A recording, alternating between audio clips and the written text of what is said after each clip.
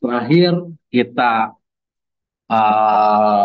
belajar tentang bagaimana menghitung jarak ya dari sebuah data multivariat, ya kan? Ya, data multivariat yang mana terdiri dari n observasi dan p variabel.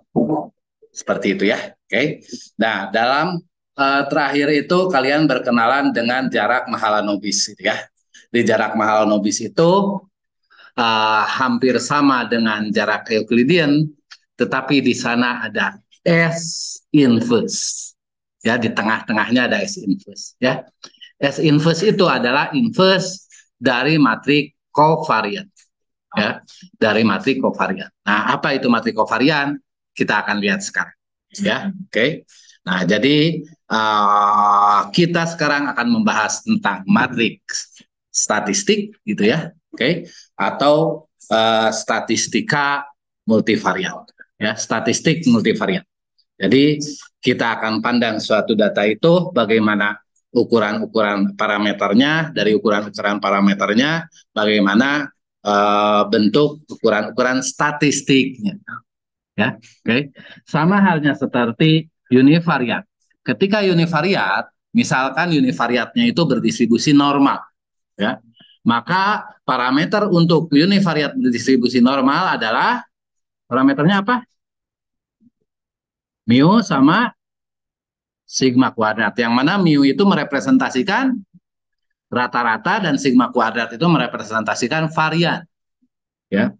Nah, begitupun di multivariat ini. Berarti ada rata-ratanya, nah ada variannya. Bagaimana bentuk rata-ratanya dan bagaimana bentuk variannya kita akan bahas di sini. Ya, oke. Okay. Jadi yang kita akan bahas pertama adalah matriks statistik, ya, atau statistik multivariat. Lalu yang kedua adalah kombinasi linear, ya. Karena dalam dalam analisis multivariat nanti kita akan sering menganalisis berdasarkan kombinasi linear antar variabel, ya. Oke. Okay. Nah, yang pertama, ya, kita mempunyai data seperti ini, ya, yang mana biasanya datanya itu dinotasikan dengan Y, ya. Kenapa dengan Y? Karena sebagaimana kita tahu multivariat itu variatnya adalah merupakan variabel respon atau variabel dependent. Ya, oke. Okay. Variabel respon biasanya dilambangkan dengan Y. Tapi kalau misalkan Pak saya mah mau melambangkan dengan X karena Y-nya dipakai sama yang lain, ya boleh asal terdefinisi di awal. Oke. Okay. Jadi di sini Y itu adalah matriks dari data multivariat. Yang mana setiap barisnya terdiri dari vektor-vektor yang namanya, setiap barisnya ada n kan, ada sebanyak n, yang mana setiap barisnya itu kita sebut dengan vektor acak. Ya, oke. Okay.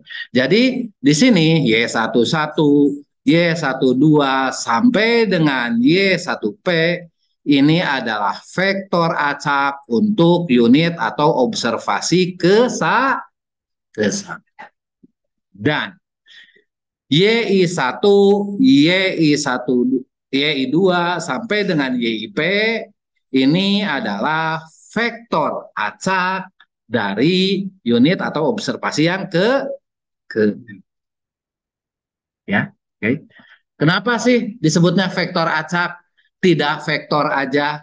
Karena nilai-nilai baik Y1, baik Y2, Y11 ataupun Y12 ataupun Y1J itu berasal dari variabel yang namanya variabel acak.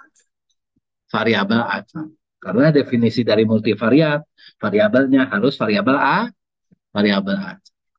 Ya. Definisi dari multivariat adalah variabel acak yang merupakan variabel respon, ya kan? Dan antar variabel respon itu saling berhubungan, ya kan? Sehingga nanti dianalisisnya harus secara simultan. Seperti itu ya. Oke. Nah, jadi di sini untuk ke setiap barisnya kita sebut dengan vektor acak. Dan untuk setiap kolomnya, ya ini sama aja dengan yang univariat disebut dengan variabel acak. Ya. Jadi kedepannya kalau saya bilang vektor acak, berarti dia vektor untuk setiap observe, untuk setiap observasi. Oke. Kalau saya bilang variabel acak, berarti ya itu adalah untuk setiap variabel. Kalau variabel acak udah ngeh lah. Oh, kalau variabel acak nanti itu nilainya dari 1 sampai dengan P. Seperti itu ya. Kalau yang dari 1 sampai dengan N, kita sebut dengan vektor vektor acak. Ya. Oke. Ini vektor acak pertama, Y2 ini adalah vektor acak kedua, ini YI adalah vektor acak ke I, dan YN itu adalah vektor acak ke. Oke, kita konsistenkan dulu bahwa bentuk matriksnya seperti ini. Kita punya data multivariat seperti ini yang berukuran N kali P. Jelas? Oke, ya. Nah, dari N kali P ini kita bisa mencari yang namanya nilai harapan atau ekspektasi. Nilai harapan atau ekspektasi ini, ya, sebagaimana kita tahu itu adalah representasi dari apa? Rata-rata. Jadi kita juga bisa menghitung rata-rata untuk yang multivariat, ya. Yang mana rata-ratanya itu adalah, jadi kita akan mencari ekspektasi untuk setiap variabel. Oke, ekspektasi untuk variabel. Jadi YI ini adalah untuk merepresentasikan nilai-nilai yang ada di variabel 1. Oke. Yang ini Y2 merepresentasikan nilai-nilai yang ada di variabel 2 dan YP adalah representasi nilai-nilai yang ada di variabel P. Sehingga nah, ini harusnya saya tulisnya ini harusnya Y besar ya. Karena kalau variabel biasanya kita tulis dengan Y besar, terus dia nggak di bold.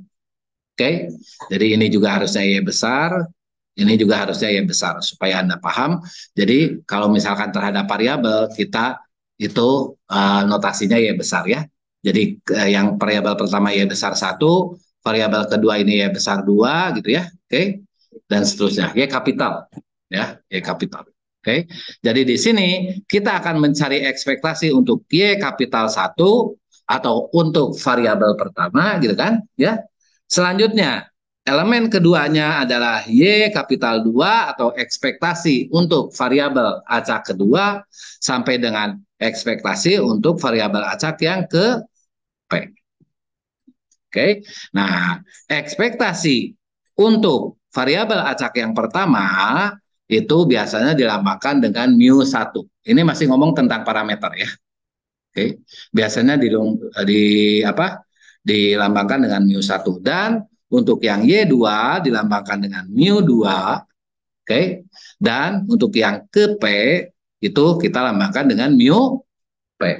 Sehingga di sini nilai mu-nya ada sebanyak P. Dan dia itu dibentuk ke dalam suatu vektor. Maka nilai rata-rata dalam data multivariat adalah kita sebut dengan vektor rata-rata. Ya, vektor rata-rata. Jadi nanti nilai rata-ratanya sebuah vektor.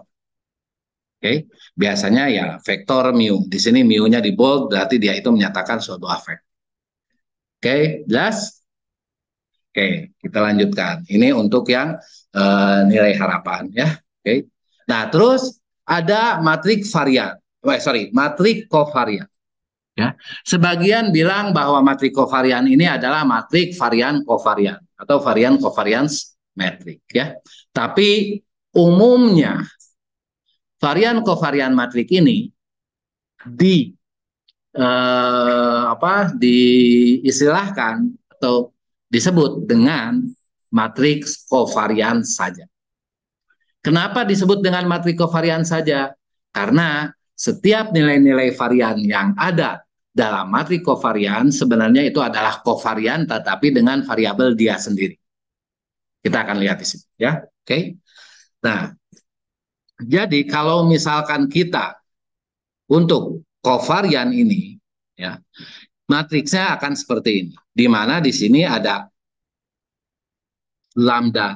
sigma 11 itu adalah representasi varian ya dari variabel ke 1 ya. Sigma 22 ini representasi varian dari variabel kedua, dan sigma pp ini adalah varian dari variabel ke p. Oke. Nah, varian itu sebenarnya adalah perkalian ya selisih antara suatu nilai dengan rata-ratanya, terus nanti dikuadratkan seperti itu kan ya, terus ditambahkan semuanya ya. Nah, jadi itu varian. Oke, jadi di sini kalau misalkan dia itu dua variabel yang berbeda, misalkan Y1 dengan Y2, ya kan? Ya, variabelnya.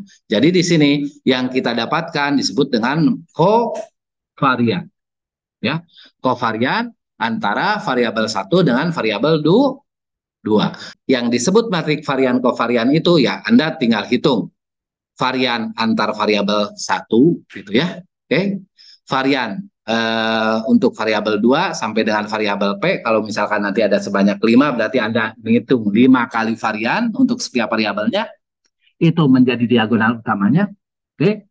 Nah, terus Anda hitung kovarian antara variabel 1 dan 2, didapatkan sigma 12 gitu ya. Oke. Ini dimasukkan ke dalam elemen 12. Oke. Nah, nanti sigma 21 ini akan sama dengan sigma 12 ya. Ya, kalau Anda hitung lagi variabel 1 dan variabel 2 nanti akan sama kok hasilnya ya. Oke. Nah, jadi di sini sigma 12 dan 21 nanti akan nilainya sama. Oke. Jadi cukup Anda menghitung ya yang segitiga atasnya aja. Ya. Hitung kovarian 12, nanti hitung kovarian 13, hitung kovarian sampai dengan 1P gitu ya, masukin sini. Oke. Terus hitung kovarian 23, hitung kovarian 24 sampai kovarian 2P, masukin sini. Oke. Nah, terus dan seterusnya. Jelas? Oke. Nah, jadi Anda kalau misalkan ini berukuran P kali P, kalau misalkan P-nya ada 5, maka Anda harus menghitung sekitar berapa? 25 dibagi 2 berapa? 25 ya sekitar itulah. Oke, nggak ya Anda nggak usah ngitung yang bawahnya karena yang bawahnya itu simetris dari yang atasnya, ya kan? Ya, oke, bentar. Karena yang bawah ini ya segitiga bawahnya simetris dari yang atas. Oke, jelas? Oke. Nah, itu kalau Anda mau ngitung satu-satu. Tapi sebenarnya ya kalau Anda berbekalkan R, sebenarnya enggak secara, kalau R mah gampang ya, tinggal tulis cov A nanti jadi aja ya. Oke. Nah, tapi ya si cov A itu hitungannya dari mana ya, itu nanti berdasarkan berdasarkan matriks kita bisa hitung dengan cepat gitu ya. Oke. Tanpa menggunakan fungsi cov A, kita akan bisa menggunakan matriks. Oke. Selanjutnya adalah matriks korelasi dulu. Ya, oke.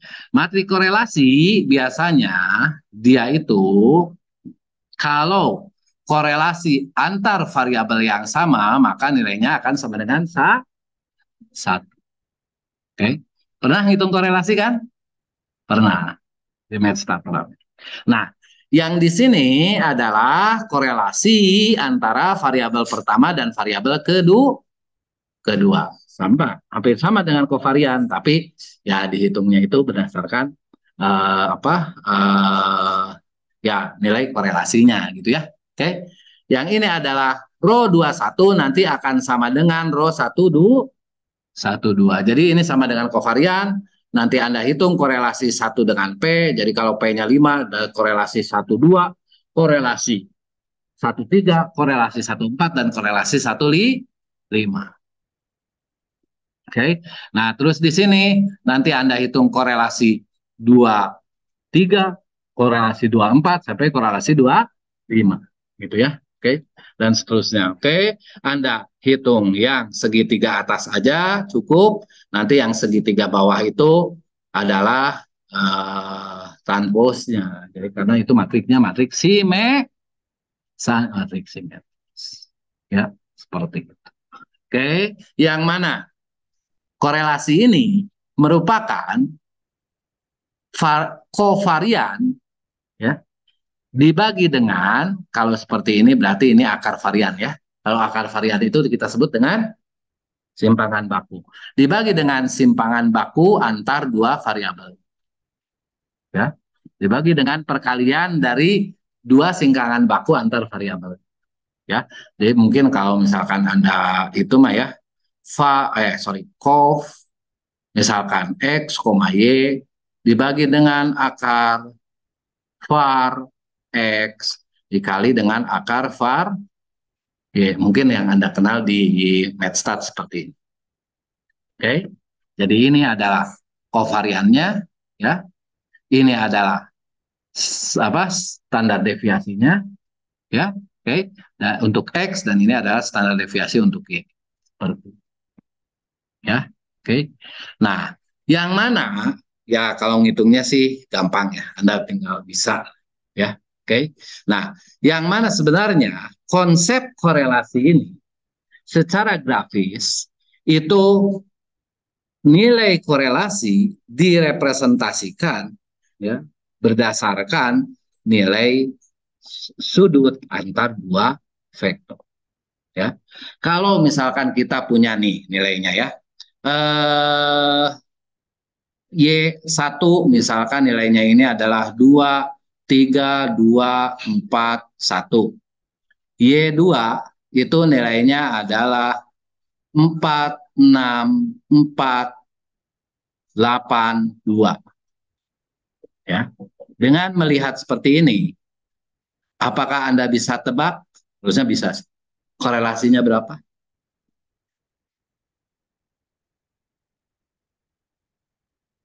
Bisa tebak korelasinya berapa?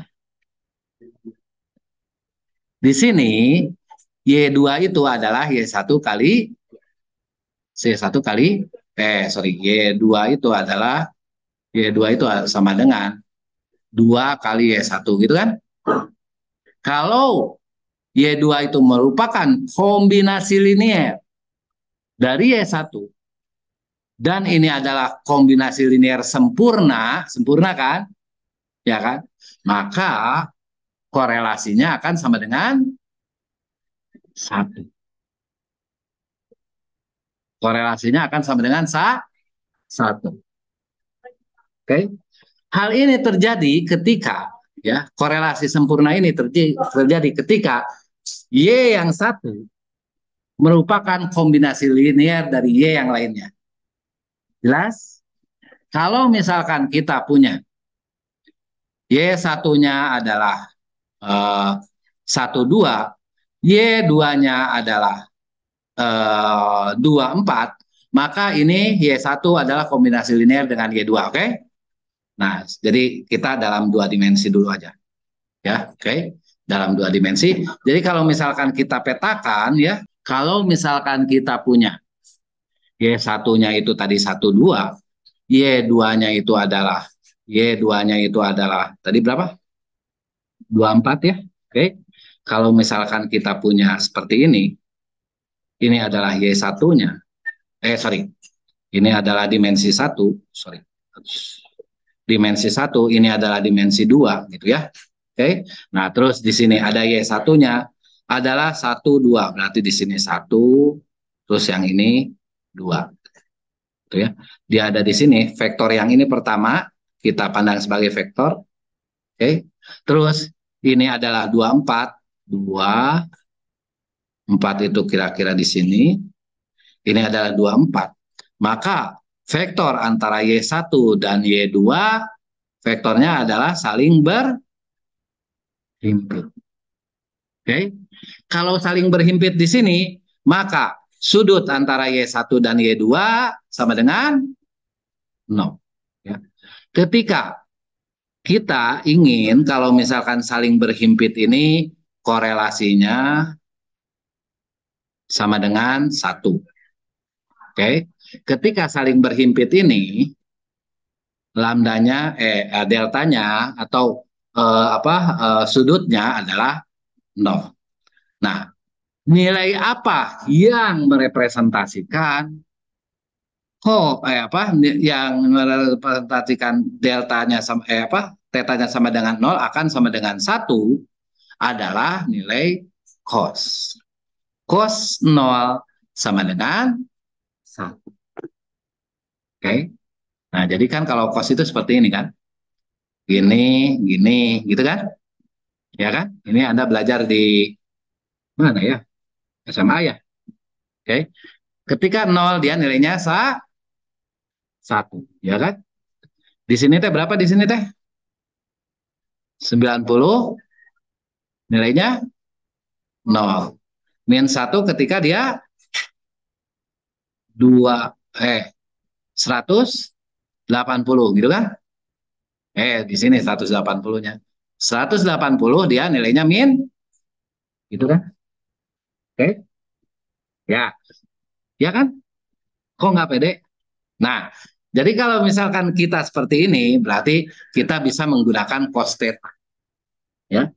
Nah, cos theta sama dengan itu adalah representasi dari nilai korelasi. Ya. Kalau antar variabel sudutnya adalah 0, maka nilai cos theta-nya 1. Oh, sama dengan korelasi. Ya, oke. Kalau misalkan dia itu benar-benar beda, ya, yang ini 1,2, yang ini 2,1, gitu ya. Jadi jangan 2,1. Yang ini adalah ini ya min 2, min 2,1, min 2,1 gitu ya. Oke. Nah, dia akan min 2 itu di sini, satunya di sini, jadi vektornya ke sini, ya, vektornya ke sini. Nah, gini ya, oke. Jadi dia akan saling tegak lurus dengan yang Y1-nya. Benar nggak? Ya. Ketika saling tegak lurus, ya, ketika yang ini ke mana, yang ini kemana, gitu kan? Ya, maka di situ tidak ada hubungan yang erat antara variabel yang satu dengan variabel yang lainnya, gitu kan? Ya, bahkan di sini ketika saling tegak lurus, ini korelasinya kalau misalkan tidak erat, korelasinya nilainya berapa? 0. Maka di sini kalau misalkan kita punya kalau tegak lurus itu sudutnya berapa? 90. Cos cos sinus 90-nya akan sama dengan seperti itu. Ketika si korelasinya berlawanan, ya, jadi itu korelasi yang berlawanan sempurna ini kita sebut dengan negatif 1, gitu kan? Ya, ketika dia itu naik, yang ini malah turun. Ketika ini naik, yang ini malah turun, gitu kan? Ya, oke. Berarti berlawanan kan? Ya. Jadi ini deltanya atau tetanya atau sudutnya adalah berapa? 180. Cos 180 adalah min 1. Oke. Nah, dan seterusnya nanti cos 270 adalah 0 juga gitu ya. Oke. Ya, cos 360 adalah 1 juga. Ini sama dengan cos. Jadi, representasi korelasi ini secara grafis awalnya dari representasi kosinus dari dua vektor. Ya. Representasi kosinus dari dua vektor itu seperti apa? Oke, dari sini ke sini. Anda pelajari aja. sendiri. Nah, kita dapat kosinus theta adalah A transpos B dikali dengan akar A transpos A kali B transpos B. Dari sini jelaslah bahwa ini adalah representasi dari kovarian, betul kan? Ya, yang ini adalah representasi dari varian A dan ini representasi dari varian gitu ya. Oke. Nah, kita ya di sini kita misalkan A-nya itu adalah X dikurangi dengan X bar dikali J. Ya. Transpos terus B-nya itu adalah Y dikurangi Y bar dikali J. Kenapa dikali J? Karena gini ya. Di sini kenapa ada dikali J-nya? Ini ada kali J-nya. Kalau misalkan kita mau ini dikurangi dengan apa? Dikurangi dengan rata-ratanya, setiap data dikurangi dengan rata-ratanya. Ini nilai rata-ratanya kan skalar, ya kan? Ya, supaya kita punya datanya 1, 2, rata-ratanya adalah berapa? 1,5, misalkan seperti itu ya. Oke. Jadi kalau misalkan kita punya vektor 1, 2 dikurangi dengan rata-ratanya 1,5 jalan enggak? Enggak. Harusnya kita kurangi dengan 1,5 terus bawahnya juga 1,5 gitu kan? Baru jalan. Ini jadi sama dengan berapa? Minus 0,5 dan yang ini adalah 0,5. Dapatnya seperti ini kan? Ya, oke. Nah, untuk dapetin ini dari rata-rata berarti ini nilainya sama, berarti kita harus pakai nilai skalar ini 1,5 dikali dengan matriks yang isinya nilainya 1 semua. Gitu kan? Ya. Dan matriks vektor bernilai 1. Oke. Vektor bernilai 1 itu kita lambangkan dengan J. J itu adalah vektor bernilai 1 yang mana ukurannya ini adalah sebanyak N. Karena datanya ada sebanyak N. Ya, oke. Nah, jadi kita punya yang ini adalah selisih X dengan data dengan rata-ratanya. Yang ini adalah selisih data kedua dengan rata-ratanya. Kan nanti dijumlahkan, benar nggak? Ya. Kalau misalkan kita punya ini kovarian yang kalian pelajari di di MathStat yang ini nih. Rumusnya gimana?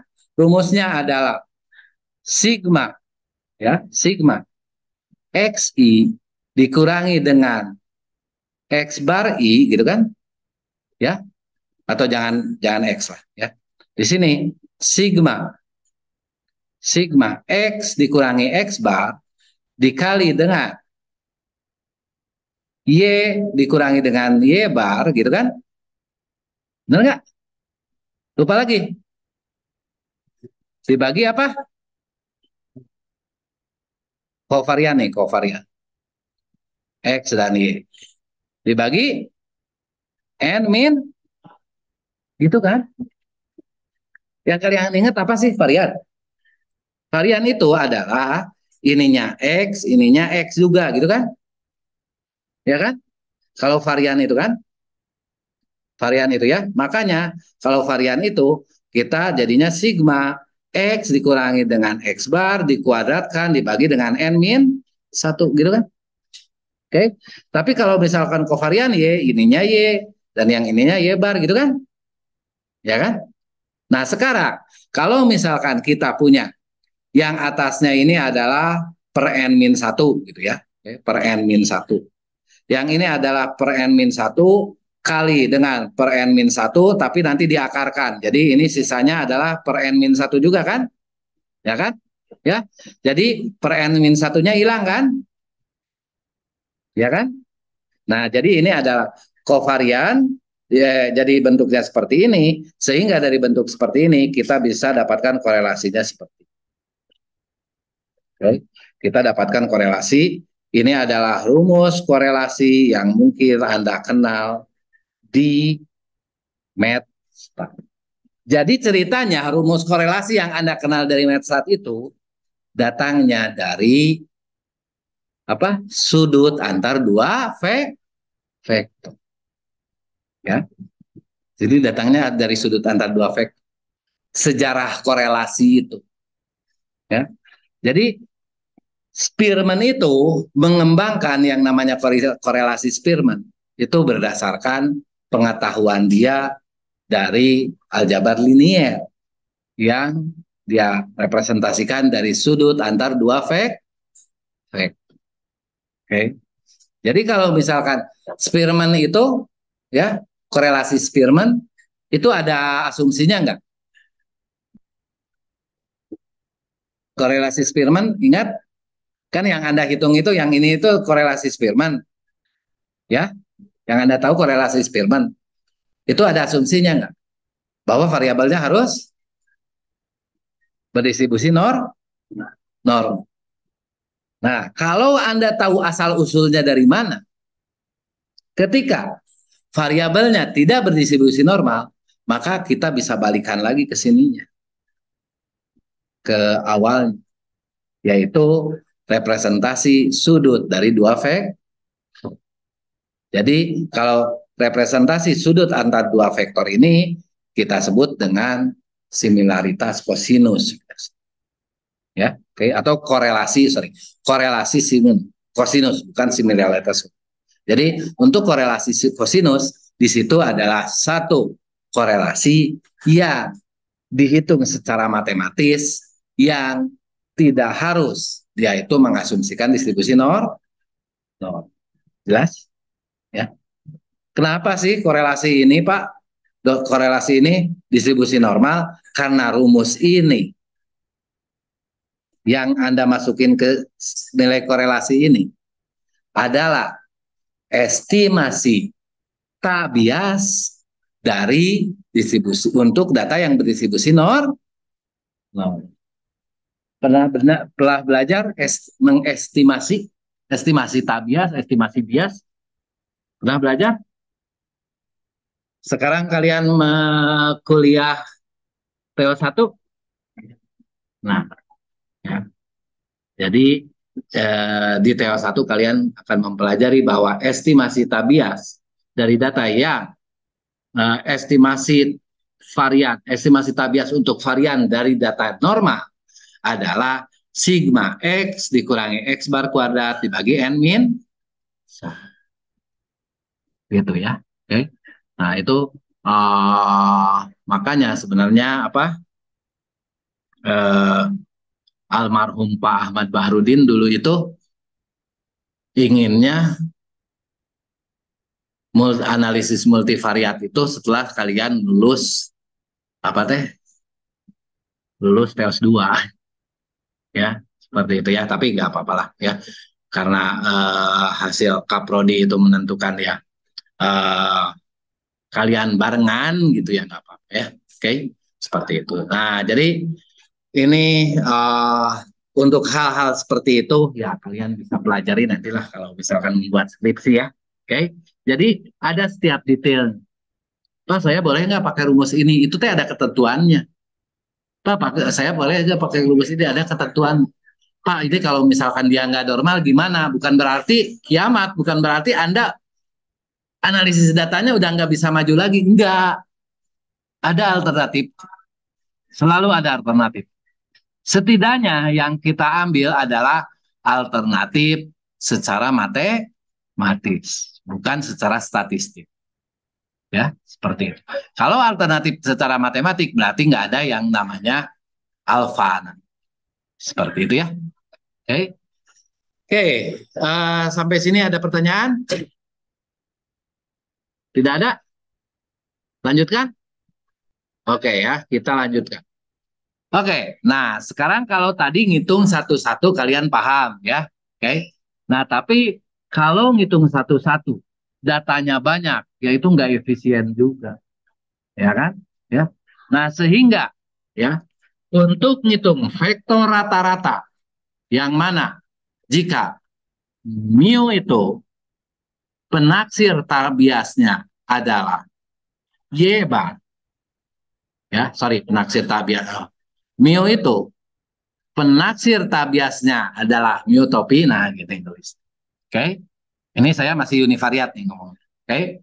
Mu itu kalau misalkan penakdir talbiatnya adalah mu topi, ya, yang mana mu topi itu dihitung berdasarkan Y bar, yang mana Y bar itu adalah sigma YI dikurangi dengan, dibagi dengan N, yang mana N-nya itu sama dengan, I-nya itu dari 1 sama dengan, I-nya dari 1 sampai dengan N gitu kan. Oke, ini adalah nilai estimasi atau taksiran tabias dari distribusi normal. Oke.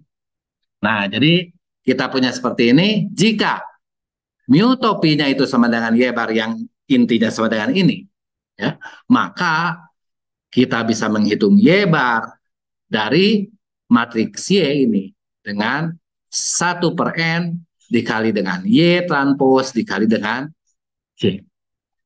Yang mana J-nya ini adalah matriks vektor apa?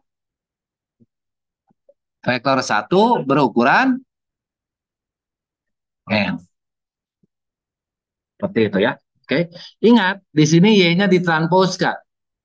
Kalau Y-nya ditransposkan, berarti di sini yang asalnya berukuran N kali P, tadi kan N kali P kan, ya. Kalau ditransposkan menjadi berukuran P kali N, gitu kan? Ya. J-nya adalah vektor. Vektor berarti dia berukuran N kali 1. Sehingga dari sini kita bisa mendapatkan vektor, kan ini N, habis nih. Ya kan? Kita bisa mendapatkan vektor berukuran P kali 1. Nanti setiap elemen dari vektor P kali 1 ini kita bagi dengan N. Ya. Jadi sebenarnya ini adalah jumlahan. Jadi kalau segini, ini adalah hasilnya akan menjadi sigma I sama dengan 1 sampai N untuk Y. Ya. Oke, jelas? Jadi kalau misalkan Anda tidak menggunakan kolmin, ya, kalau misalkan nanti di R kan kalian coba tuh, kapan? Kamis ya? Ya, Kamis itu coba nanti dari Y itu ya, dari matriks Y Anda yang Anda punya itu pakai call means call means dari Y ya. Nah, ini misalkan Anda itu Y bar misalkan ya. Oke. Nah, nanti akan dapatkan YB-nya itu adalah vektor ya. YB-nya itu adalah vektor. Nanti ini udah apa? Langsung jadi langsung call min dalam kurung Y langsung keluar vektor rata-rata. Oke. Nah, tapi saya nggak mau Anda itu seperti halnya mahasiswa D3. Cuman harus ngapalin apa bahasanya apa, pakai langsung keluar. Karena ketika Anda ketemu dengan R, pakainya kolmin untuk menghitung rata-rata itu dengan kolmin. Ketika Anda dihadapkan dengan software lain, Anda stuck, ngerti nggak? Ya, tapi kalau Anda ngerti bahwa ini teh merupakan perkalian dari vektor dari matriks Y yang ditransposkan dikali dengan vektor J, nanti hasilnya dikalikan dengan 1/N, maka pakai software apapun Anda pasti bisa. Ngerti kan? Ya, oke, seperti itu.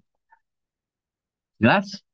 Jadi gak apa-apa Anda punya ini, tapi Anda harus ngerti bahwa secara secara operasi matriksnya didapatkan seperti itu. Ngerti kan? Ya. Nanti saya akan buat R-nya gitu ya. Nanti saya kasih ke asisten, nanti kalian akan belajar dengan asisten. Oke?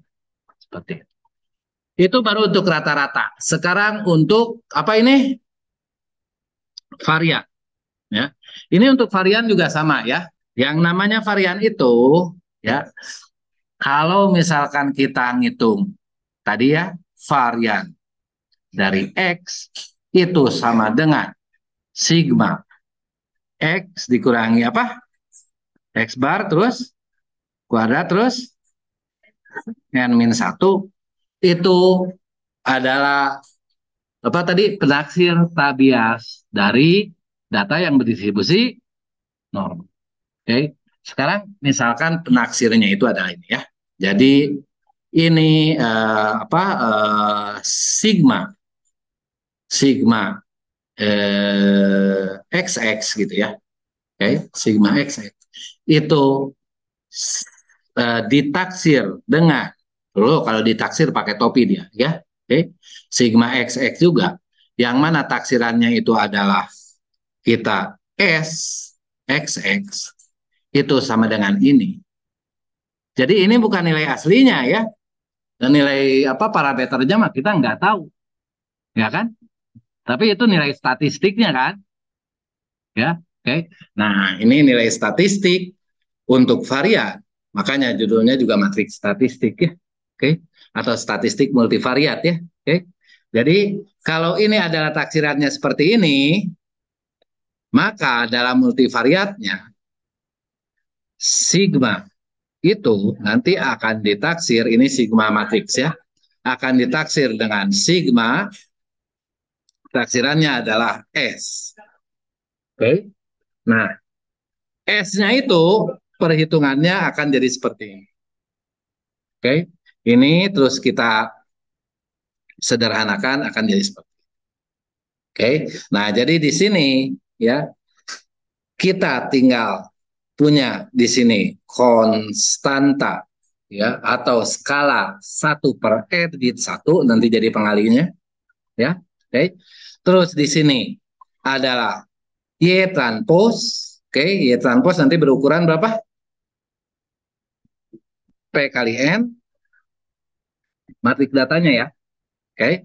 Nah, terus di sini I itu matrik identitas ya. Oke, simpen dulu. Yang ini Y-nya berukuran N kali N kali P, sorry. Kalau yang ininya adalah N, yang sebelah sininya adalah barisnya N, maka ini bisa bergerak kalau dia itu N kali N. Oke. Jadi matriks ini haruslah yang di dalam kurung ini berukuran N kali N. Kalau ini haruslah berukuran N kali N, maka I-nya pun berukuran N kali N. Dan J-nya itu berukuran N kali N. Yang mana J itu adalah matriks berukuran N kali N yang isinya satu semua. Yang elemennya bernilai 1. Sedangkan kalau matriks identitas kalian tahu kan? Ya, oke, seperti itu ya. Jadi nanti dengan perhitungan seperti ini, maka Anda bisa dapatkan matriks varian kovarian. Oke. Nah, jadi ini hitungan secara matematisnya ya. Kalau Anda pakai R, kalau ingat ini Anda kalau Anda nggak pakai R, ingat ini Anda bisa nanti ngitungnya gitu ya. Kalau masih pakai C++, kalau masih pakai apa ya yang Anda membuat suatu apa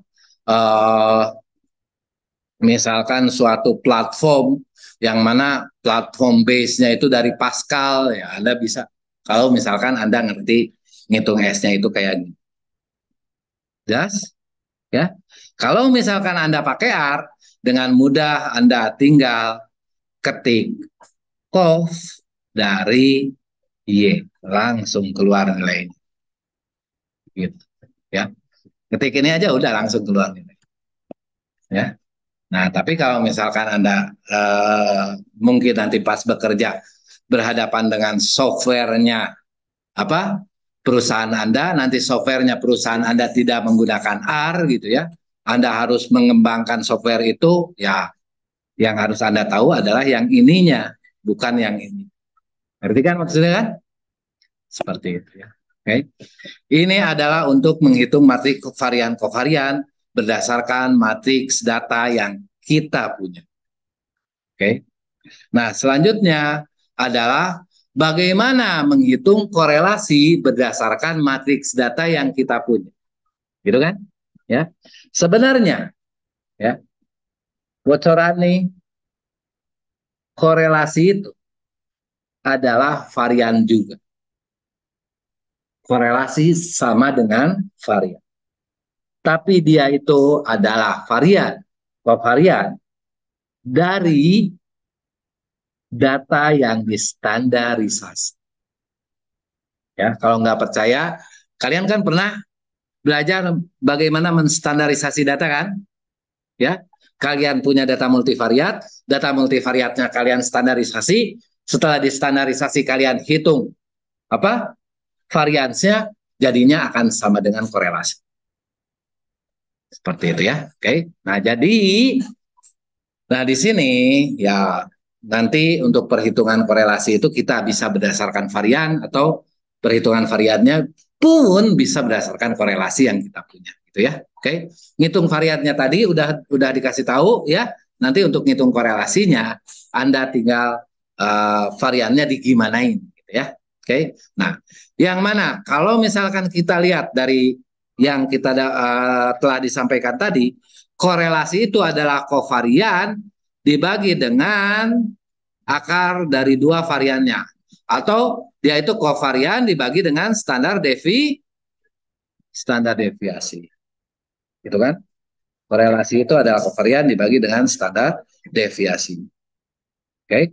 Nah, sedangkan kita punya kalau misalkan dari matrik korelasi itu adalah yang pertama itu S11 misalkan ya, S12 dua aja dulu ya. Oke, ini sama kok sama yang tiga. S21 S22 misalkan seperti itu. Itu adalah matrik korelasi atau matrik S ya gitu kan? Ya. Oke. Nah, sekarang kalau misalkan kita ingin mendapatkan korelasinya, ingin mendapatkan R-nya, itu adalah yang ini kita tinggal bagi dengan ya, kita bagi dengan S11 akar S11 kali akar S11. Benar nggak? Oke, jadi nanti korelasinya. Jangan di sini atau nulis saya. Jadi yang ini adalah S11 tinggal bagi dengan akar S11 akar S11 gitu kan? Sekarang yang ini nih, supaya dapat korelasinya, kita punya S12, kita tinggal bagi dengan akar S11 S22. Oke. Yang ini juga sama, yang ini juga sama. Nanti dibagi dengan akar S22 dan akar S22. Oke? Oke, jelas? Nah, berarti di sini si nilai ini, S ini tinggal dibagi dengan standar deviasi. Oke, kalau dibagi berarti inverse-nya dari standar deviasi. Jelas? Oke, inverse dari standar deviasi. Oke, kita yang mana? Standar deviasi itu adalah diagonal dari vektor akar S11, akar S12, E22 sampai SPP. Gitu ya. Oke, ini akan menjadi nanti akar S11. Jadi ini apa? Simpangan baku. Untuk S11, S1 ini adalah simpangan baku untuk variabel kedua dan ini ada simpangan baku untuk variabel ketiga. Nah, sekarang kita punya S11, S12. Ingat, ini matrik apa? Matrik diagonal. Saya sudah sampaikan bahwa kalau matrik diagonal seperti ini, maka DS inverse-nya akan sama dengan yang ininya deh gimana? Kalau kita punya S1, maka inverse-nya adalah apa? Kebalikannya adalah apa?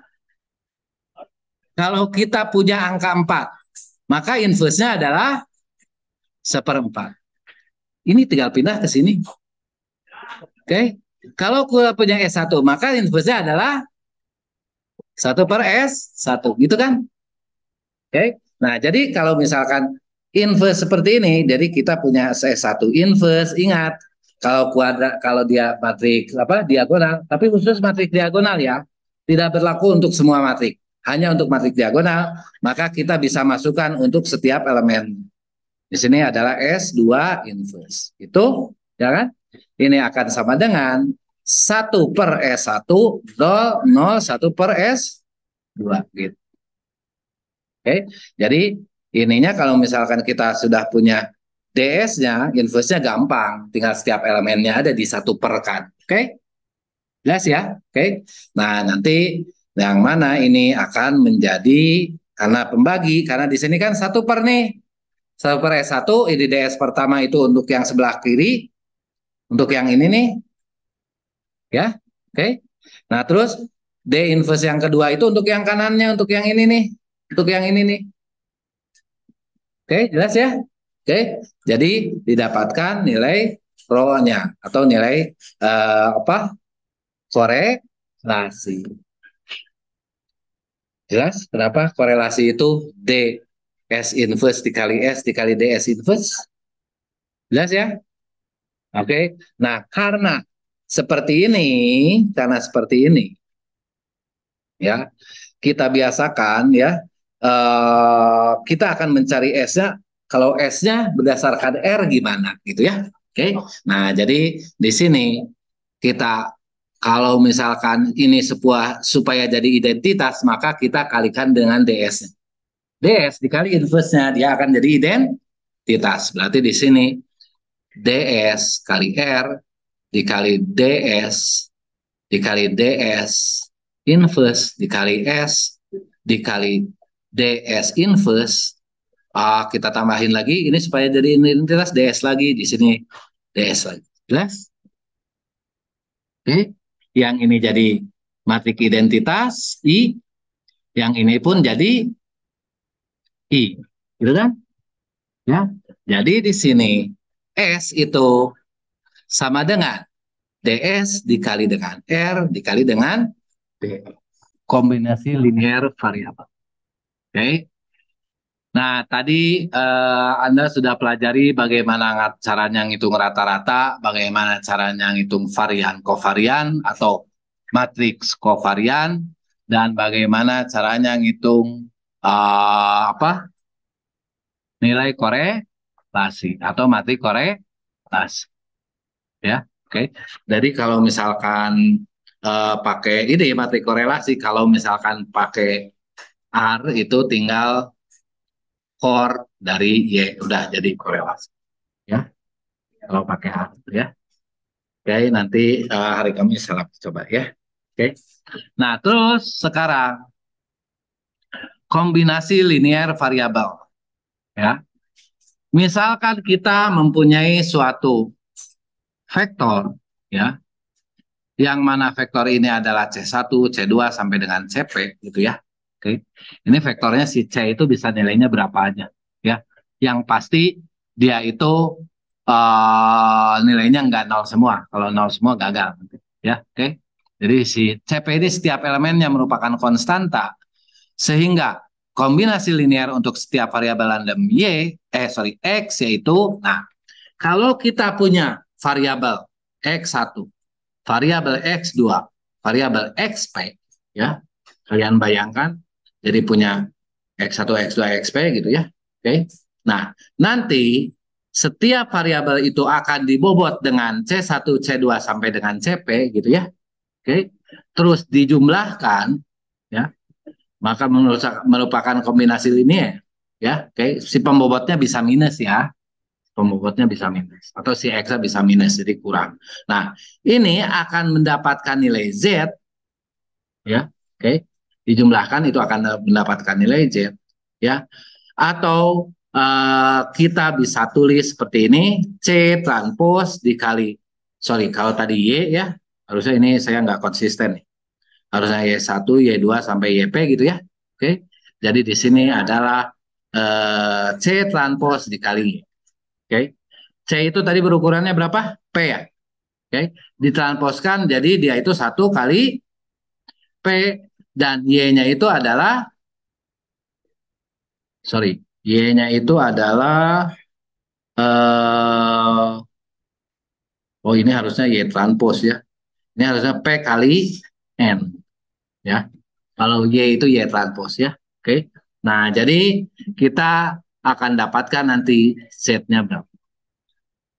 Oke. Seperti itu ya. Oke. Nah, di sini jika dia itu untuk yang pertama, untuk variabel pertama atau untuk individu yang pertama, maka kita bisa tuliskan seperti ini. Dan ininya tentu untuk Y yang pertama. Ini Y kecil ya. Y kecil tapi dia vektor ke I. Gitu ya. Oke. Jadi kita dapat seperti ini. Nah, sekarang urusannya adalah kalau kita sudah punya seperti ini, ya, Z yang merupakan kombinasi linear dari variabel-variabel multivariat, ya. Nah, maka rata-ratanya nilai rata-rata Z ya, itu adalah C transpos dikali dengan ini adalah vektor rata-rata. Jadi kalau tadi Y bar gitu ya. Oke, Y bar vektor ya. Tadi vektor rata-rata berukuran berapa? Satu kali P. Oke, berarti ini harusnya P kali 1 ya. Oke, ini Y transpos, ini C transpos, P kali 1. Oh enggak, P kali 1 benar. P kali 1 ya, ini enggak ditranspos ya. Oke, karena setiap vektor itu didefinisikan banyaknya itu adalah sebagai baris gitu kan? Ya, kemarin kan? Ya. Jadi ini P kali 1, yang C transposnya adalah 1 kali P. Jadi dia nanti akan mendapatkan nilai skala. Ya, oke, atau konstanta gitu kan. Nah, skalarnya adalah rata-rata dari Z. Ini akan sama aja dengan rata-rata dari kombinasi linear yang kita dapatkan. Ya, oke. Jadi kalau kita intinya apa? Kalau kita ingin mencari rata-rata Z, cukup dengan C transpos dikali rata-rata dari X. Itu pasti akan kita dapatkan rata-rata dari Z. Kalau kondisinya seperti itu. Jelas? Oke. Nah, sekarang kalau varian dari Z gimana? Varian dari Z kan gini, ya, rumusnya gitu ya. Oke. Nah, kita bisa juga menghitung dari varian kovarian dari X. Oke. Ini harap diingat ya, ini harap dimengerti karena nanti ketika Anda bertemu dengan MANOVA ya, bertemu dengan MANOVA. Sorry, MANOVA mah nggak terlalu signifikan kelihatannya. Bertemu dengan Anda teh MANOVA, setelah belajar MANOVA, belajar regresi non parametrik ya. Sorry, regresi multivariat ya. Nah, di regresi multivariat ini dipakai ya. Jadi nanti si kombinasi linearnya itu ya apa? Ya kita ngitungnya langsung aja dari C transpos dikali dengan S dikali dengan C, ya. S-nya tadi berukuran P kali P gitu kan? Ya kan? C transposnya berukuran 1 kali P, ya kan? Dan ininya berukuran P kali P kali 1, maka nanti kita akan mendapatkan suatu skalar atau apa? Ini suatu nilai yang merupakan nilai ini yang merupakan varians dari Z. Ya. Jadi kalau kita mau mencari varian dari kombinasi linear ini, dari Z ini, ya kita tinggal hitung berdasarkan konstantanya apa, koefisiennya apa, gitu ya. Koefisien untuk setiap X-nya apa, dikali dengan variannya, dikali dengan koefisien dari setiap. Oke, kita akan dapatkan nanti SZ. Seperti itu ya. Oke. Oke, terakhir, belum terakhir ya, masih ada ya. Oke, nah sekarang bagaimana kalau misalkan kita punya koefisiennya selain C juga punya koefisien lainnya yaitu koefisien D.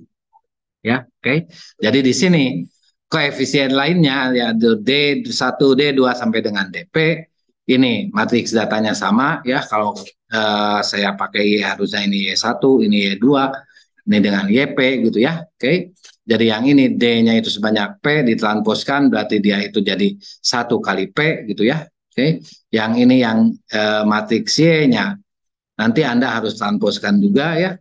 Jadi di sini adalah P kali N, seperti itu ya.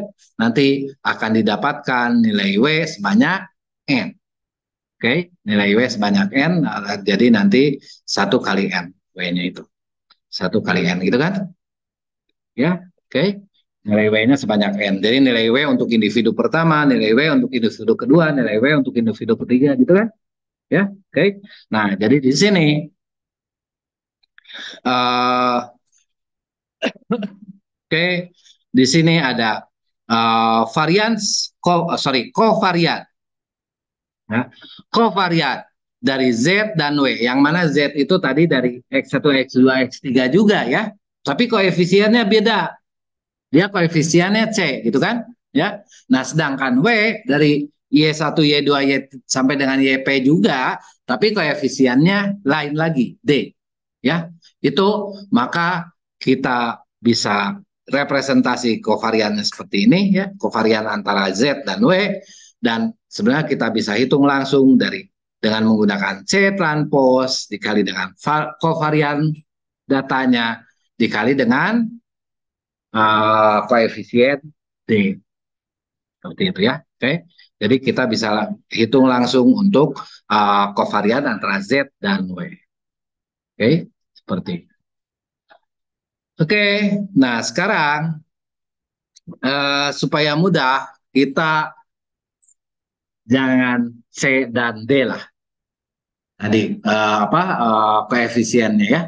Koefisiennya kita jadikan C1 dan C2. Oke, jadi C1 dan C2 ini adalah koefisien untuk setiap variabel, ya, koefisien untuk setiap variabel, tapi dia beda nilai. C1 berbeda dengan C2. Oke, nah kita buat matriks, ya, yang mana vektor C1 itu, matriks C itu merupakan baris pertamanya adalah untuk vektor C1 dan baris keduanya untuk vektor C2. Tentu ditranspos ya, karena representasinya terhadap baris.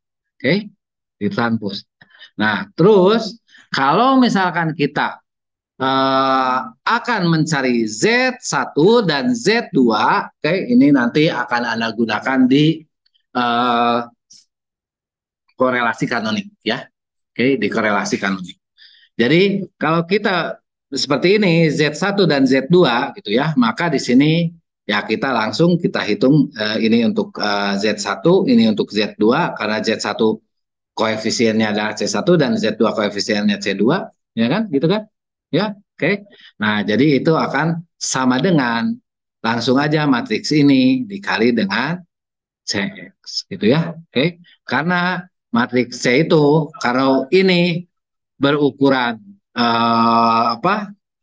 C1 itu berukuran 1 kali P gitu ya. Karena ditranspos ya. C1 transpos itu berukuran 1 kali P, yang ini pun jadi 1 kali P, maka si C ini akan berukuran 2 kali P gitu kan. Ya. C ini akan berukuran 2 kali P. Terus di sini kita matrik Y, sorry, ini harusnya saya rubah. Aduh, lupa.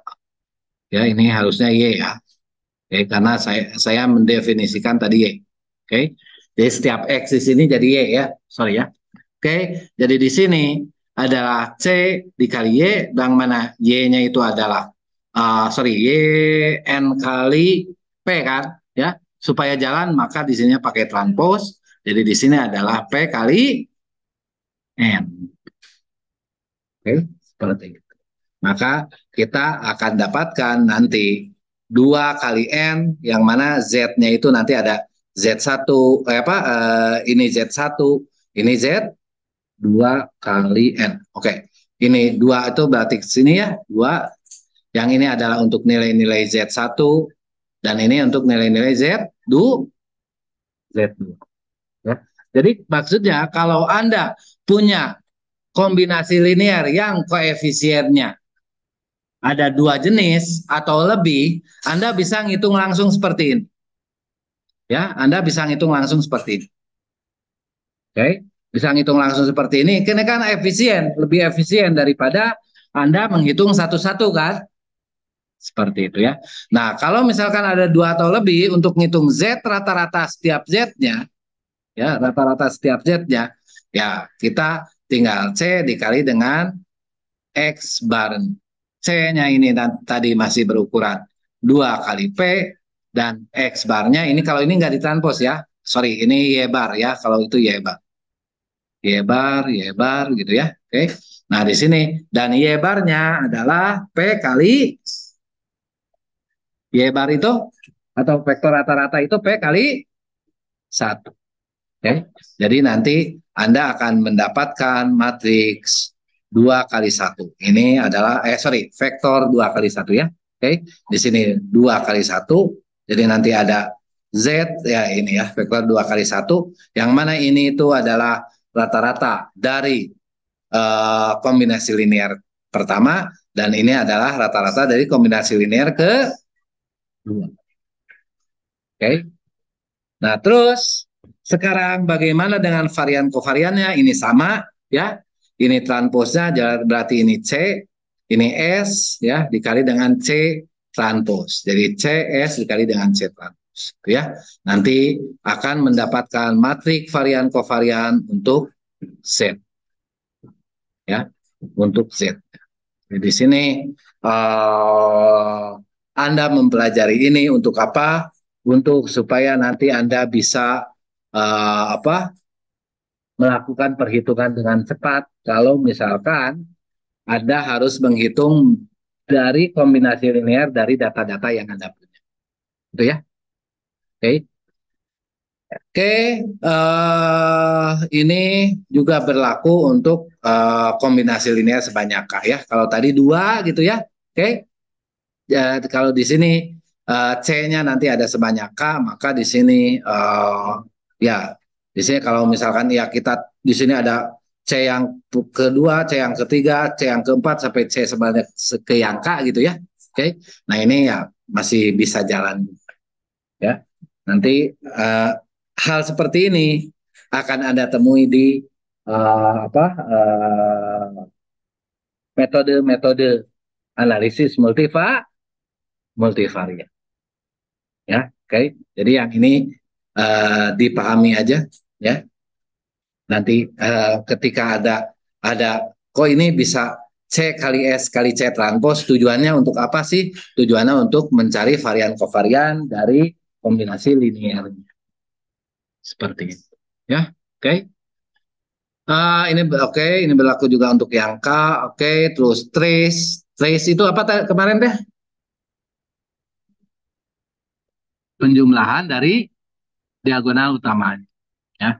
Penjumlahan dari diagonal utama varian ini adalah ya tentu ini ya, tapi satu-satu ya. Saya nanti untuk yang pertama dulu, tambah untuk yang keduanya, tambah untuk yang koefisien ketiganya dan seterusnya.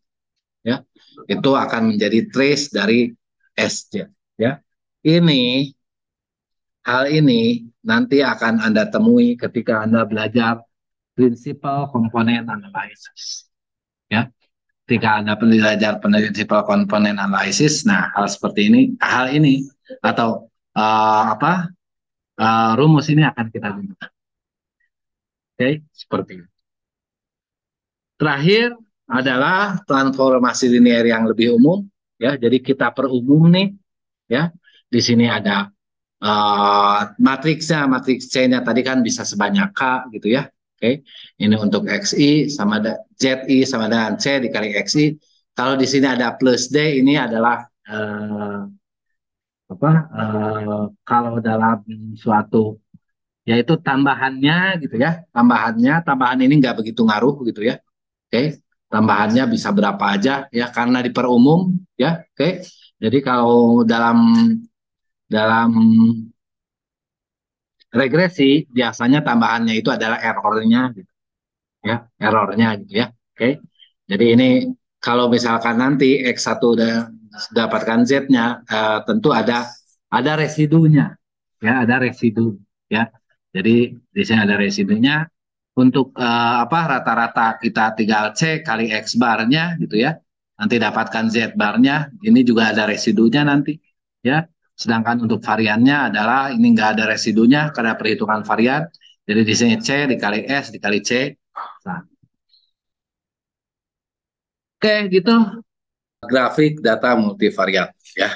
Jadi grafik data multivariat ini kita akan bahas tentang grafik representasi distribusi ya.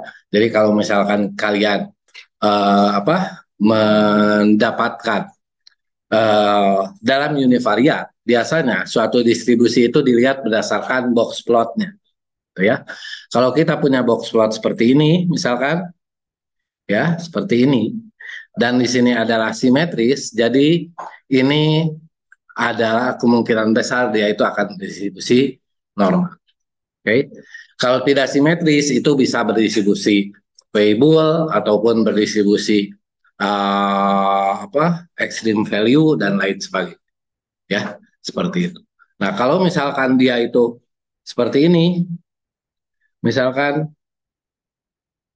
seperti ini, berarti dia itu kemungkinan besar dia itu eksponensial, ya. Oke, saya nggak tahu kalian pernah belajarkah ya di univariat ya bahwa suatu distribusi bisa kita lihat berdasarkan berdasarkan box plotnya ya. Nah, kita juga akan melakukan itu tapi untuk kasus multivariat ya, untuk kasus multivariat. Jadi di sini ada grafik yang merepresentasikan distribusi ya, ada grafik yang merepresentasikan kemiripan antar objek. Growth curve mungkin ini nanti akan saya sampaikan di mata kuliah di sesi setelah MANOVA ya, setelah MANOVA, nggak di sini ya. Oke, seperti itu. Oke ya. Jadi grafik ini merupakan alat bantu yang penting, namun seringkali diabaikan ya oleh para peneliti dalam analisis data. Jadi sebenarnya si grafik ini mempunyai peran penting gitu ya, tapi ya dengan seringkali diabaikan yaitu jadi hal yang informasinya jadi kurang gitu ya. Oke. Jadi setidaknya kalaupun misalkan kita mempunyai alat yang alat uji, misalkan kita akan menguji normal multivariat gitu ya, akan lebih baik kalian melakukan analisis terhadap analisis deskriptif dari grafik terlebih dahulu gitu ya. Oke, seperti itu. Meskipun tidak mungkin untuk membangun grafik dari semua variabel yang dianalisis, namun grafik dari beberapa variabel akan dan mempelajari konfigurasinya secara bersamaan masih sangat informatif. Nah, jadi ada kalanya kita itu mempunyai beberapa variabel ya, mempunyai 2 variabel atau mempunyai 3 variabel, 4 variabel, bahkan lebih dari 4 variabel gitu ya. Oke. Ketika kita merepresentasikannya dalam 3 dimensi, kita tidak memungkinkan merepresentasikan variabel itu ke dalam, kalau misalkan variabelnya ada 4, merepresentasikan variabel itu ke dalam 4 dimensi atau 5 dimensi atau seterusnya. Ya kan? Karena keterbatasan dari visualisasi yang hanya bisa merepresentasikan 2 atau 3 dimensi aja. Seperti itu kan? Ya, 1, 2 atau 3 dimensi. Jadi kalau misalkan lebih dari 3 dimensi itu memungkinkan kita untuk tidak bisa merepresentasikan semua variabel yang dianalisis. Tapi itu nggak masalah karena sebenarnya kalau kita merepresentasikan dari sebagian dari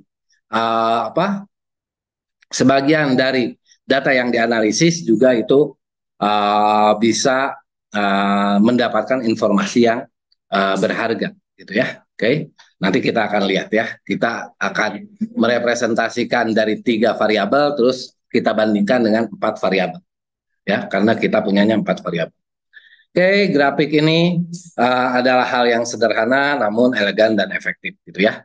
Tapi ya seringkali dilupakan oleh para peneliti untuk membuat grafik sebelumnya. Oke, jadi saya anjurkan kalau kalian membuat laporan itu diawali dengan grafik-grafik deskriptif itu, ya. Oke, yang mendukung uji-uji atau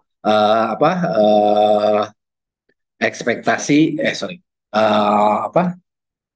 estimasi yang akan kalian lakukan selanjutnya. Ya, oke. Nah, ini contohnya. Jadi misalkan kita mempunyai kumpulan data terdiri dari rata-rata pengeluaran makanan untuk tipe keluarga di Prancis, misalkan seperti itu. Ya, ini datanya saya ambil dari buku multivariat, tapi dia pun mengambil dari Morino and Fenelon ya tahun 1980 ya. Jadi di sini ada kategorinya yang MA itu berarti dia itu kepala keluarganya adalah pekerja manual ya. Pekerja manual itu kayak tukang bersih-bersih gitu ya. Terus satpam dan lain sebagainya ya. Oke. Nah, terus EM itu adalah karyawan gitu ya. Ini karyawan, jadi dia itu clerical, bekerja sebagai karyawan gitu ya. Dan CA itu adalah manajer. Oke. Nah, jadi dari setiap pekerja manual, karyawan dan manajer ini ya, ada yang keluarganya mempunyai 2 anak ya. Ada yang keluarganya mempunyai 2 anak, ada yang mempunyai 3 anak, 4 anak dan 5 anak. Oke. Nah, di sini adalah rata-rata pengeluaran ya. Kalau Perancis itu apa? Franc ya. Oke. Dalam uang Perancis gitu ya, yang dia keluarkan setiap bulannya. Ya. Jadi di sini ada keluarga 2 anak yang mana kepala keluarganya itu adalah pekerja manual. Ya. Nah, di sini untuk keluarga dengan 2 anak, di sini untuk pembelian roti dia itu mengeluarkan 332 franc per bulannya. Nanti kan maksudnya kan? Ya. Untuk pembelian sayur per bulannya adalah 428. Untuk pembelian buah-buahan adalah 354 per bulannya ya. Dan untuk pembelian daging per bulannya adalah 1437. Misalkan seperti itu ya. Ini adalah pekerja manual beranak 2, ini adalah karyawan beranak 2 dan ini adalah manajer beranak 2. Oke. Tentu manajer itu penghasilannya lebih besar gitu ya. Jadi pengeluaran untuk sehari-harinya pun lebih besar. Jadi untuk bread 372, untuk vegetable 767, terus untuk fruit adalah 562 dan untuk meat adalah 1948. Jelas? Oke. Jadi di sini ini adalah pekerja manual anak 3, ini adalah karyawan anak 3 dan ini adalah manajer anak 3 gitu ya. Oke. Rata-rata pengeluaran sebagai berikut. Terus pengeluaran makanan ya. Oke. Terus di sini ada pekerja manual beranak 4 dan ini ada pekerja manual dan beranak 5 gitu ya. Oke. Semakin banyak anak tentu pengeluaran untuk makanannya semakin tinggi ya. Oke. Jadi di sini terlihat bahwa untuk yang manajer untuk breadnya itu adalah 500 sekian ya, dan untuk meatnya adalah 2000 sekian ya, karena anaknya banyak. Oke. Nah, ini adalah data tentang pengeluaran untuk makanan untuk setiap keluarga di Prancis ya. Dari data ini ya kita bisa mendapatkan ya diagram diagram titik ya. Oke. Ini mungkin di MathStat kalian udah belajar, tapi diagram titik dari 2 variabel ya. Karena di sini ada variabelnya ada 4 ya. Jadi kita bisa buat matriks seperti ini. Jadi ini adalah bread dengan vegetable masih tetap 2-2 gitu ya. Oke. Ini adalah bread dengan fruit ya kan? Ya. Dan ini adalah bread dengan meat gitu ya. Oke. Ini adalah vegetable dengan fruit, ini adalah vegetable dengan fruit meat, dan ini adalah fruit dengan meat. Oke. Yang ini adalah sebaliknya ya. Oke. Jadi kita lihat kalau di sini adalah mirroring gitu ya. Di sini seperti ini, tapi kalau di sini di atasnya gitu ya. Oke. Jadi cuman asalnya gini jadi gini gitu. Ya, oke, seperti itu. Oke, nah jadi dari diagram titik seperti ini, sebenarnya kita bisa lihat bahwa bread itu dia itu kalau misalkan lihat diagram titiknya, dia itu cenderung kalau misalkan dari diagram titik kalian dapatkan apa? Hubungan kan? Ya kan? Di sini semakin tinggi bread, apakah semakin tinggi vegetable yang dibeli? Ya, tapi agak-agak apa? Agak acak lah gitu ya. Tapi ya adalah apa hubungannya. Di sini apakah setiap tinggi setiap kita beli roti, apakah apa buah-buahannya juga semakin tinggi? Tidak, ya. Karena di sini relatif acak gitu ya. Di sini kan, ya titik-titiknya ya, tidak membentuk garis kan, ya. Yang ini juga acak, ya. Jadi ada kemungkinan bread dengan fruit dan bread dengan meat itu mempunyai korelasi yang rendah atau hubungannya tidak erat, ya kan? Ya seperti itu. Memang kita itu akan lebih dapat dapat nilainya itu berdasarkan korelasi itu lebih lebih informatif gitu ya. Tapi akan lebih baik kalau misalkan kita mepresentasikan apa data sorry grafik awalnya dulu ya. Oke. Kalau dilihat di sini antara vegetable dengan fruit, apakah dia itu mempunyai hubungan linear? Ya, ya, mempunyai hubungan linear. Di sini pun kayaknya vegetable dengan meat itu mempunyai hubungan linear yang tinggi. Begitupun apalagi apa eh, fruit itu buah-buahan dengan daging itu mempunyai hubungan yang lebih tinggi. Oke. Nah, jadi dari sini kita bisa melihat bahwa antara bread, vegetable, fruit dan meat di situ mempunyai hubungan. Benar nggak? Ya, oke. Ingat dalam definisi dari multivariat adalah setiap variabelnya mempunyai hubungan. Oke. Kalau misalkan setiap variabelnya di sini mempunyai hubungan, ya kemungkinan besar kita bisa menggunakan analisis multivariat. Lebih detailnya kalian bisa lihat berdasarkan materi korelasi. Jelas? Oke, seperti itu ya. Oke, jadi di sini data ini bisa kita analisis dengan menggunakan multivariat. Titik bread dan tiga oke, lainnya tidak linear atau cenderung menyebar. Banyak konsumsi bread tidak berhubungan dengan banyak konsumsi tiga variabel lainnya. Antar variabel vegetable, fruit, dan meat relatif lebih linear gitu ya. Jadi semakin banyak mengkonsumsi sayuran itu cenderung akan juga banyak mengkonsumsi buah-buahan dan daging ya atau daging gitu ya. Begitupun sebaliknya dan yang lain. Jelas ya? Oke. Oke ya. Nah, terus selanjutnya kalau kita tahu datanya multivariat, apakah itu multivariat normal? Ya. Nanti kita akan lihat bahwa kalau dia multivariat normal, ya, setiap variabelnya harus berdistribusi multivariat. Tapi kalau misalkan setiap variabelnya tidak berdistribusi multivariat, maka dia itu dipastikan tidak berdistribusi multivariat normal. Oke, kita lihat variabel pertama ini simetris nggak? Tidak. Ini tidak, ini tidak, ini juga tidak. Jadi dari apa box plot ke keempat box plot yang kita dapatkan dia itu tidak berdistribusi normal, ya. Sehingga analisis kemungkinan besar dia itu berdistribusi non normal multivariat. Non normal multivariat itu bisa aja Weibull multivariat, ya. Bisa aja eksponensial multivariat terserah gitu ya. Oke, tergantung distribusinya apa. Yang pasti di sini distribusinya tidak normal.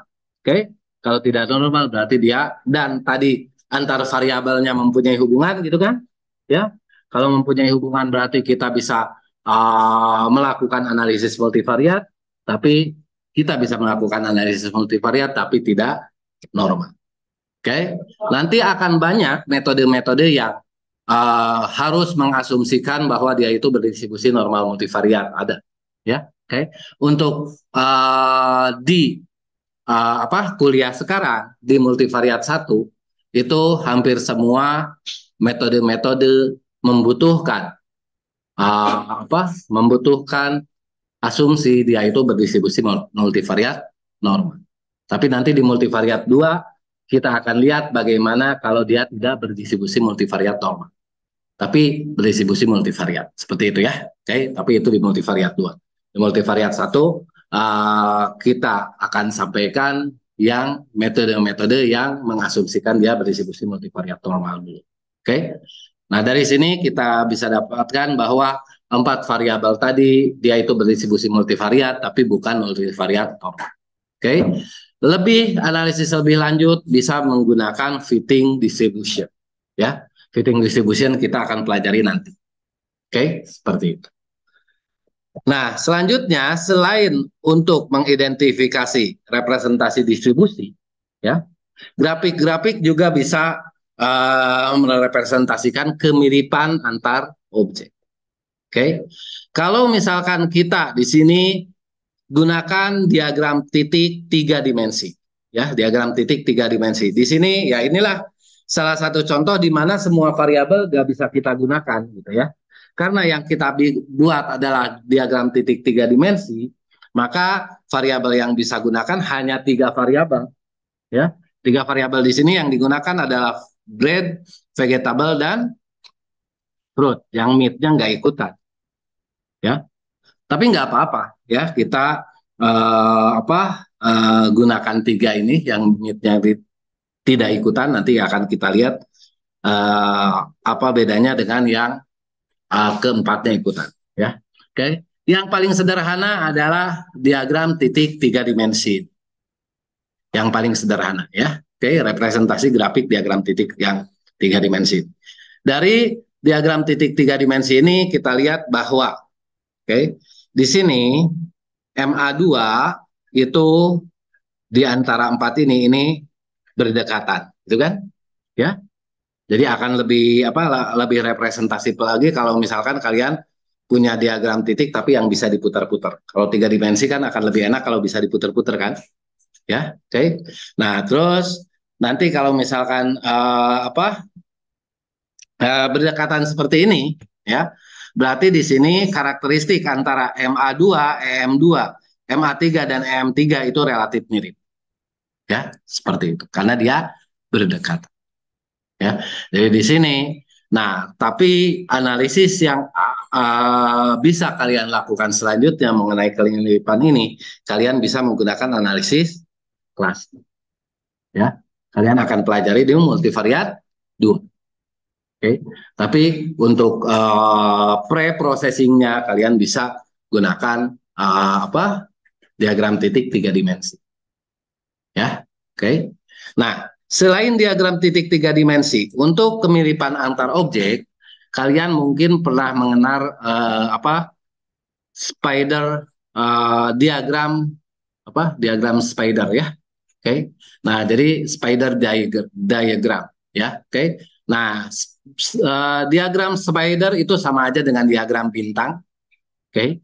Nah, jadi di sini kita bisa melihat bahwa untuk kalau di sini adalah untuk nilai minimum dan ini nilainya gede. Jadi di sini kalau misalkan diagram bintang ini ya dimulainya itu bukan dari nol, dimulainya dari nilai minimum. Misalkan kalau nilai minimum dari keseluruhan ini adalah berapa?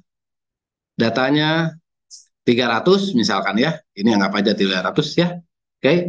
Nilai minimum dari keseluruhan ini 300, maka di sini adalah panjang ini adalah dari nolnya itu adalah 300 gitu, ya. Sampai yang terakhirnya itu nilai maksimum. Nilai maksimumnya itu adalah di sini sekitar 230, ya. 2630, ya. Jadi si ujung ini adalah 2630, seperti itu. Ya, oke. Nah, terus di sini, ya, dari dari titik ini ke sini, ya, tentu yang ada tiga. Kalau yang awal ini apa dulu? Bread ya. Bread dulu di sini adalah yang bread aja 300 sampai berapa ini? 560 ya. Sampai 600 lah ya. Oke. Yang bread aja. Berarti di sini yang ini sebenarnya 300 sampai 600 gitu. Ya. Oke. Nah, terus 600 terus yang ini adalah meat aja. Meat aja itu adalah di sini minimalnya adalah 1400 ya sampai dengan 2630. Jadi titik ini titik ini adalah 1400 dan ini adalah 2630 ya. Oke, seperti itu. Nah, jadi di sini breadnya naik dikit, yang lainnya naiknya kecil. Jadi uh, bentuknya seperti ini ya. Oke. Nah, sedangkan untuk vegetable seperti ini agak naik ke atas gitu ya. Oke. Untuk yang ini naik-naik dikit dan untuk yang terakhir yang C5 itu naiknya ya hampir maksimum semua kan. Ya, oke. Jadi di sini vegetable-nya maksimum, fruit-nya maksimum, meat-nya maksimum ya. Oke. Jadi di sini untuk C5 itu vegetable-nya yang maksimum kan, ya kan? Fruit-nya maksimum dan ininya adalah yang maksimum. Ya. Yang ini bukan maksimumnya ya, maksimumnya ada di MA5 ya. Oke. Nah, jadi di sini ya ini breadnya nggak nyampe gitu, ya. Breadnya nggak nyampe di maksimum, ngerti kan maksudnya kan? Ya, tapi yang MA5 ini breadnya nyampe di maksimum gitu kan? Ya, oke. Nah, jadi kita bisa membuat diagram seperti ini. Dari diagram seperti ini nilainya kecil, ini nilainya kecil, ini kecil, ini kecil. Jadi empat hal ini mempunyai karakteristik yang sama untuk semua nilainya adalah kecil. Ngerti kan maksudnya? Ya, oke. Nah, yang unik dari ini adalah berdasarkan bentuknya, yang C3 itu bentuknya mirip dengan yang C5, benar kan? Ya, yang C5 hanya diperbesar aja, yang di C3 itu kecil, gitu kan? Ya, oke. Kalau misalkan C3 di sini dengan E4, CA3 dengan E4, ini sama nggak bentuknya? Enggak, ya.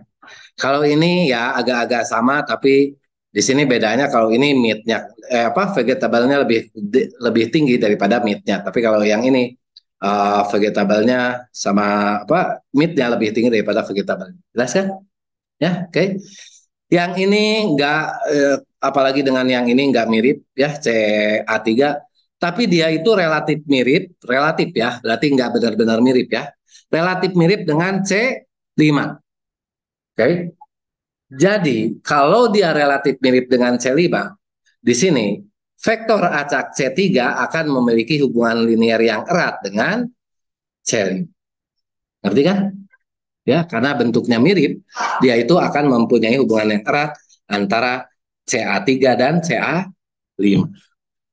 Nah, sehingga nanti di analisis faktor, kalau misalkan dia mempunyai hubungan linear yang erat, kita akan pelajari di analisis faktor di semester yang akan datang di multivariat 2 informasi apa yang bisa kita sampaikan. Oke. Jadi dari diagram ini bisa mendasari analisis faktor yang akan kita lakukan. Oke. Seperti itu. Lanjutkan.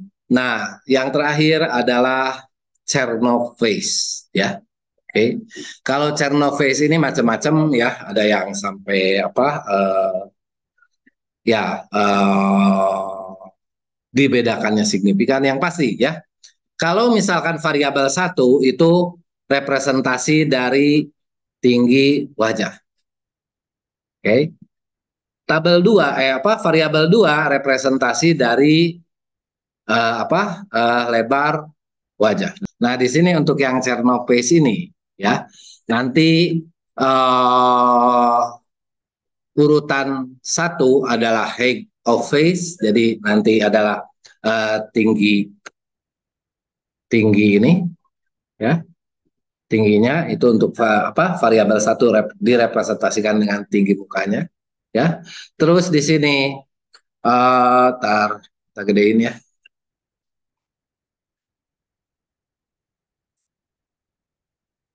Di sini adalah yang kedua adalah width, ya, lebarnya. Jadi variabel 2 representasi dari ini. Oke, mukanya. Nah, terus variabel 3 itu adalah shape of face, bentuknya, ya. Ada yang apa ini teh? Tirus, ada yang kotak, ya. Ini kotak banget nih, ya. Itu representasi dari variabel 3, ya. Oke. Semakin lonjong, nah ini nih, lonjong yang ini berarti sebenarnya dia itu variabel 3-nya rendah. Oke. Semakin kotak dia variabel 3-nya tinggi. Oke. Nah, terus variabel 4 di sini tinggi mulutnya, ya. Jadi di sini ini garis aja berarti dia mid-nya sedikit. Berarti kan? Ya, mid-nya kecil, ya. Ini agak besar, yang ini apa? Yang ini kan tinggi banget ya bibirnya ya. Berarti dia itu mid-nya banyak seperti itu. Ya. Nah, terus kenapa sih si Chernoff face ini bikin-bikin seperti ini? Kenapa sih representasinya dari wajah gitu ya? Tidak. Ya udahlah, Chernoff face jangan bikin-bikin wajah segala lah, pusing, udah dari sini aja gitu ya. Ya. Jadi dia itu beranggapan bahwa kita sebagai manusia sudah terbiasa mengidentifikasi wajah-wajah manusia, wajah-wajah yang lain. Ya, oke. Jadi sebenarnya misalkan ada si A dengan si B yang mirip-mirip, tapi kita bisa membedakannya karena kita sudah terbiasa mengidentifikasi ya pola dari wajah. Ya, oke. Jadi si Chernoff-Face ini juga membuat grafiknya itu direpresentasikan berdasarkan bentuk wajah, ya, untuk melihat oh mana yang mirip mana yang enggak gitu ya. Di sini C5 sorry C4 dan C3 di sini kelihatan mirip ya. Oke, kalau misalkan dilihat dari sini C4 dan C3 ya ini dekat-dekat. Oke, seperti itu ya. Lalu tadi yang MA2, MA3, M2, M3 ya ini adalah yang ini ya terlihat di sini juga mirip-mirip gitu ya. Seperti itu. Ya. Jadi di sini kita bisa berdasarkan kemiripan ya. Oke. Nah, terus di sini antara ini terlihat bibirnya tebal dan ininya cenderung kotak gitu ya. Dagunya. Ini juga kotak, oh berarti kalau ini cenderung agak-agak tirus gitu ya. Jadi ini C4 sama C5 ini ya mirip-mirip, cuman kalau yang ini mah lebih gede daripada yang ini gitu ya. Oke, itu sama seperti tadi.